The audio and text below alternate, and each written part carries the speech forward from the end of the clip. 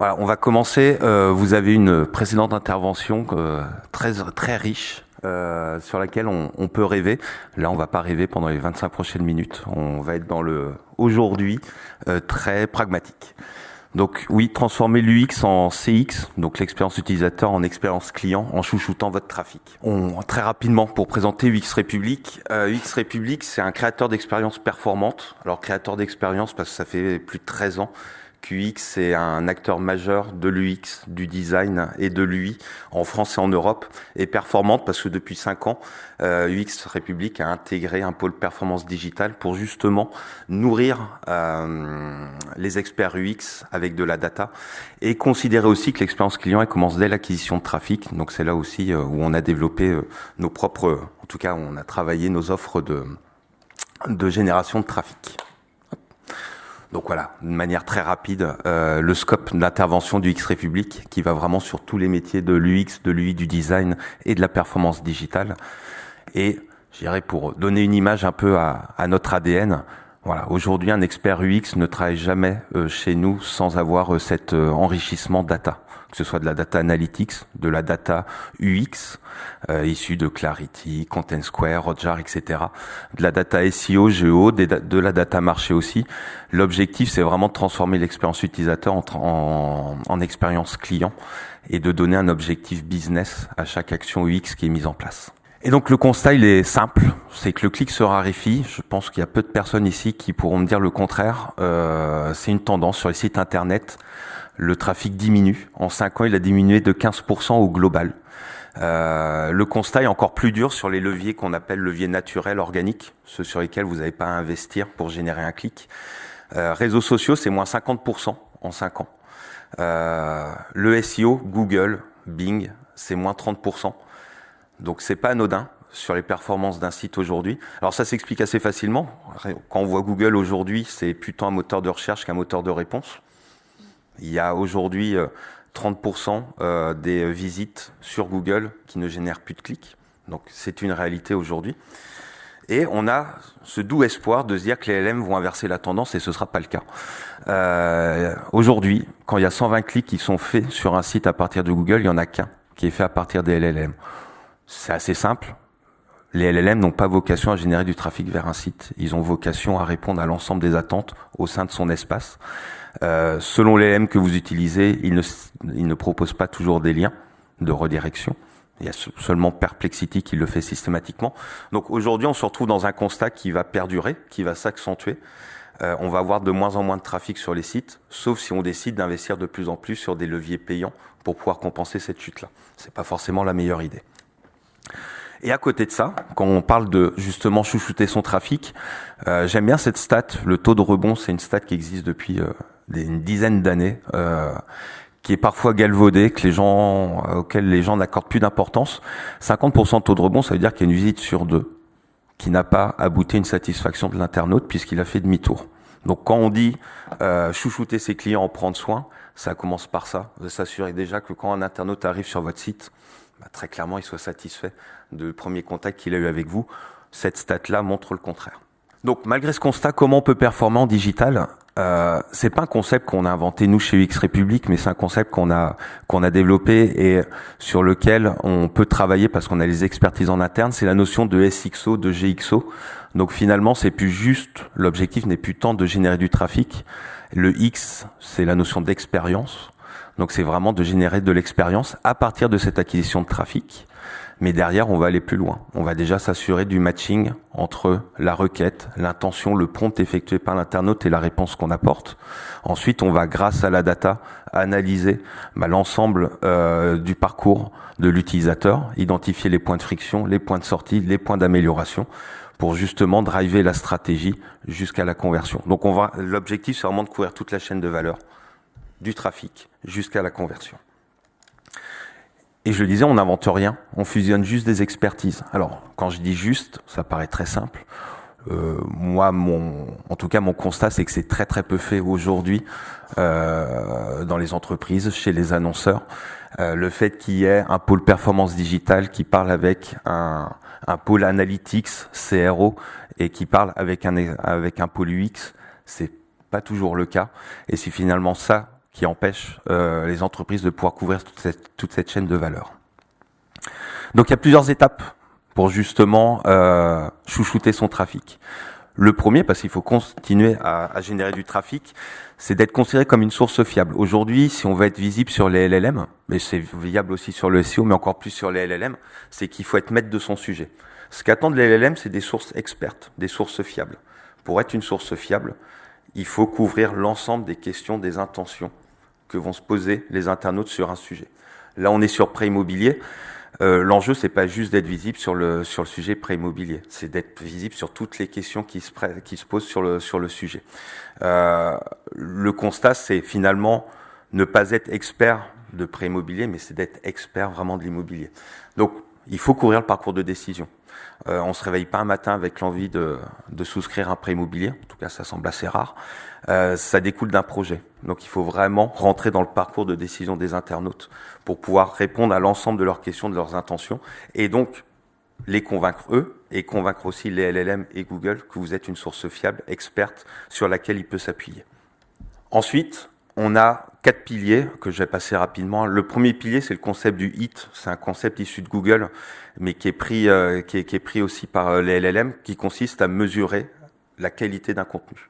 Les LLM, Google n'ont pas l'œil humain pour lire un contenu et mesurer sa qualité. Donc, il y a un ensemble de normes. Est-ce que ce contenu est unique? Est-ce qu'il est enrichi? Est-ce que les données sont sourcées? Un ensemble d'éléments qui va lui permettre de dire est-ce que ce contenu est quali ou non. Il y a les formats de contenu aussi. Des contenus FAQ qui répondent à des questions, des guides, des tutos, des listes. C'est des contenus qui sont très intéressants pour les LLM. Pourquoi? Parce que finalement, c'est généralement des prompts qui sont effectués. Le top 5 de quelque chose. Oui, on a tous fait un prompt en demandant le top 5 des marques ou le top 5 des destinations à faire à tel endroit. On a tous interpellé les LLM pour avoir un guide, un tuto sur un sujet. Donc, oui, aujourd'hui, proposer ces typologies de contenus-là, c'est s'assurer que les LLM vont les absorber beaucoup plus facilement et les retranscrire telles quelles. Ensuite, il y a un parti pris technique qui est, il faut faciliter la scannabilité de vos pages pour les robots qui viennent les analyser. Donc aujourd'hui, il y a un ensemble de critères, de règles d'optimisation qui sont à prendre en compte. Et le dernier point, c'est le point de l'autorité, de l'entité.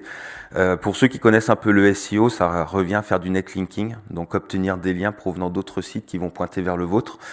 L'avantage des LLM, c'est qu'il n'y a pas besoin de liens, il y a juste besoin d'être cité, d'être mentionné.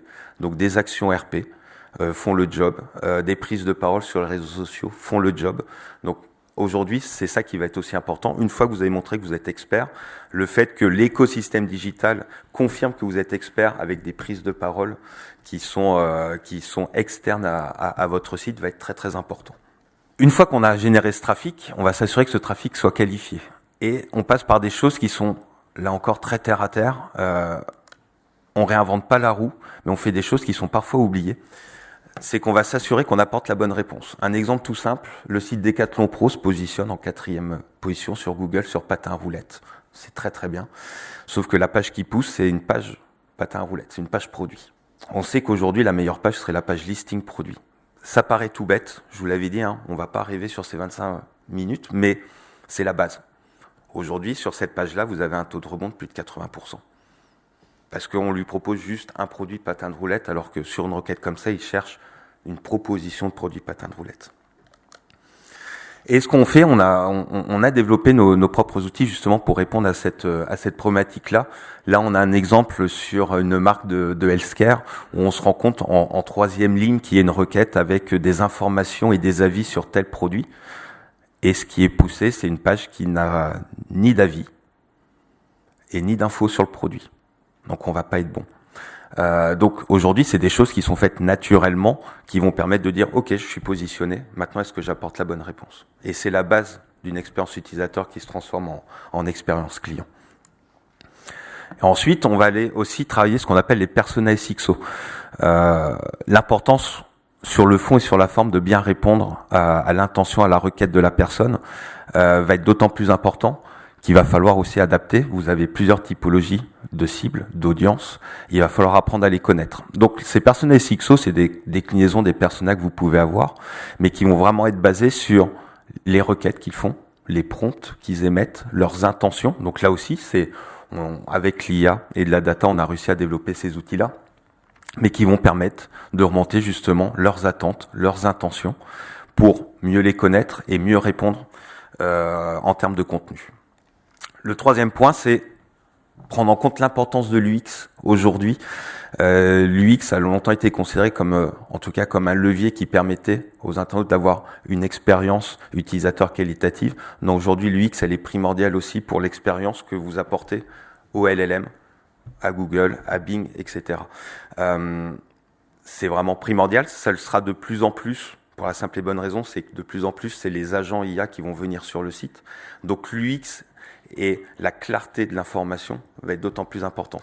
Et on peut le résumer à ce template, alors qu'il y a un template test, hein, vous n'êtes pas obligé de faire tous le même template, mais qui permet de voir aujourd'hui quel est le template idéal pour un LLM quand il vient scanner une page. Il y a un titre, il y a un résumé, ce qu'on appelle le TLDR. Voilà, si vous voulez briller en soirée, c'est pas mal. C'est le Too Long Didn't Read, donc c'est un résumé. Ce qui permet au LLM et à Google de facilement synthétiser le contenu de la page et de pouvoir le retranscrire et de scanner plus facilement la suite de la page, un sommaire. Ça paraît tout bête, mais toutes ces optimisations-là, elles ont aussi un sens en termes du UX pour l'utilisateur. Avoir un résumé pour quelqu'un qui va lire un contenu, c'est pas déconnant.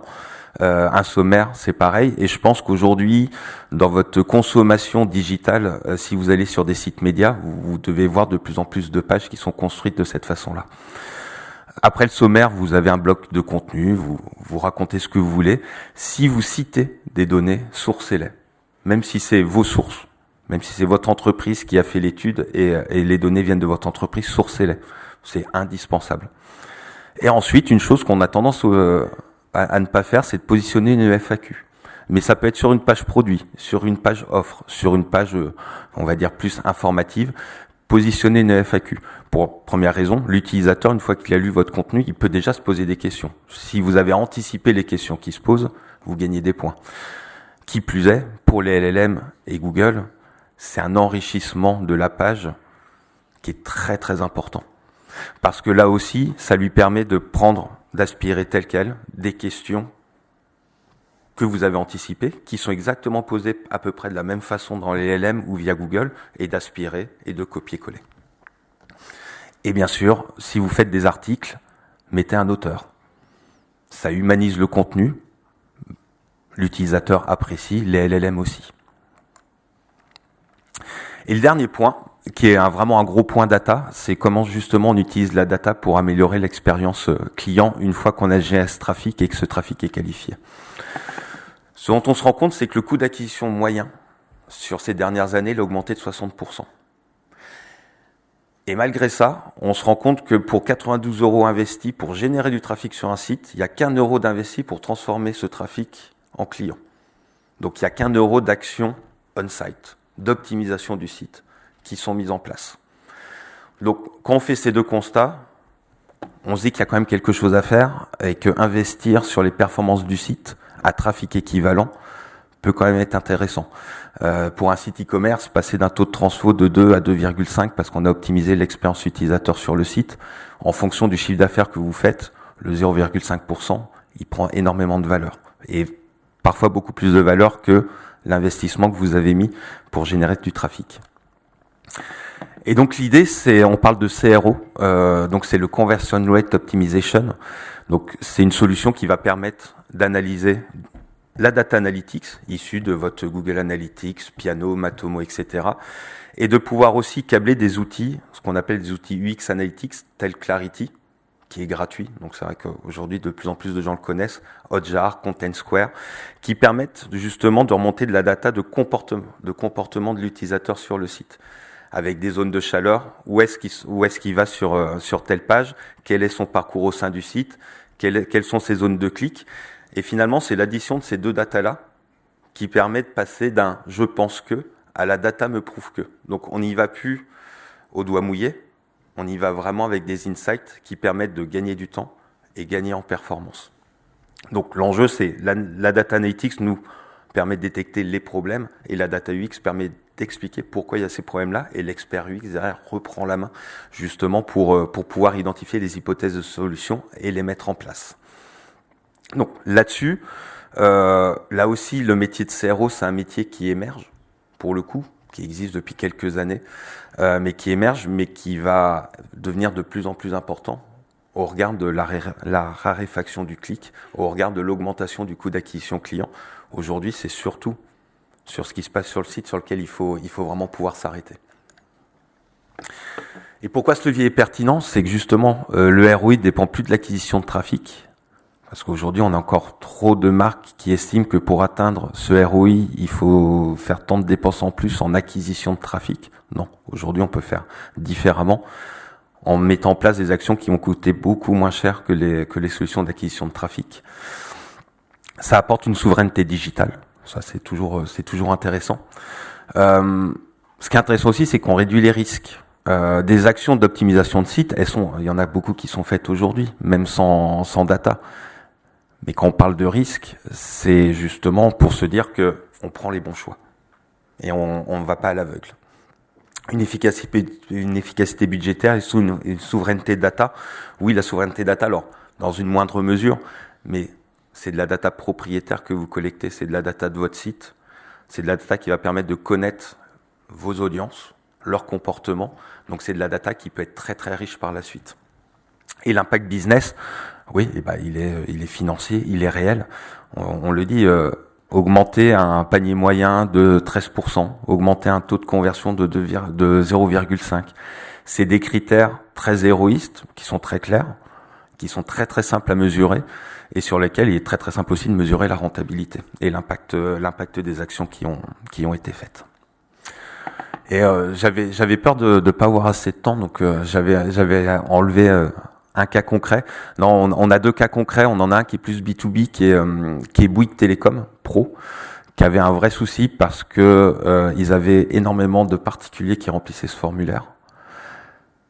Et parfois la solution elle est toute simple. On a rajouté un champ particulier pro, ce qui leur a permis eux de filtrer la prise de contact par les commerciaux, de réorienter les leads particuliers vers le service avant-vente particulier.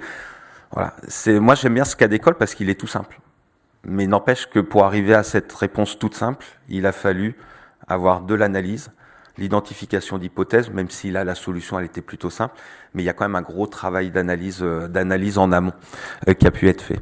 Et là pour Etam, c'était une vraie problématique. Une fois que les produits étaient mis au panier et qu'on était dans le panier, on n'avait plus la possibilité potentiellement de faire des modifications sur le produit choisi, en termes de taille, en termes de nombre, en termes de couleur. Il fallait revenir dans le circuit classique, ce qui faisait beaucoup de fuites du tunnel de conversion et donc beaucoup de pertes de conversion. Là aussi, c'est l'analyse qui a permis d'identifier ce point de friction-là. Et à partir de l'analyse, plusieurs hypothèses ont été mises en place, dont une qui a été validée, qui a été simplement de pouvoir modifier les coloris, la taille dans le panier, dans le panier. Donc, on est vraiment sur des réponses qui sont finalement assez simples, mais qui ne peuvent être issues qu'à partir d'analyses, elles qui vont être plus complexes. Et en conclusion, chouchoutez votre trafic. Pensez SXO, GXO. Non, ce que je vais vraiment retenir, parce que là on est sur le moment, on se projette beaucoup à se dire est-ce qu'on va continuer à avoir du trafic sur les sites, est-ce que les sites vont encore servir à quelque chose. Ce qui est certain, c'est que le temps 2, c'est que de plus en plus d'agents IA vont venir à la place des êtres humains, mais le constat qu'on s'est fait là, il sera le même. C'est-à-dire que l'importance d'avoir un trafic qualifié, d'apporter la bonne réponse, d'avoir une UX qui est performante, les agents IA vont attendre exactement les mêmes choses que les humains. Donc déjà dans le temps 2, on se dit que ça va encore marcher. Dans le temps 3, où on se dit les sites ne vont plus exister, on aura directement l'affichage d'un site dans les pages de résultats LLM. Oui, ça arrivera, mais il faudra toujours avoir quand même une bibliothèque de contenu, de données, de connaissances à offrir au LLM pour qu'on soit plus cité et plus valorisé que nos concurrents. Donc voilà, il y a la réalité d'aujourd'hui qui est que les humains vont encore sur les sites internet et il y a encore des choses à faire. Demain, ce seront les agents. Ce sera toujours pertinent de faire ce travail-là. Et après-demain, ça le sera encore, en tout cas selon moi, de toujours penser infrastructure, site sur l'avenir. Et voilà pour moi. Un grand merci David, on peut l'applaudir.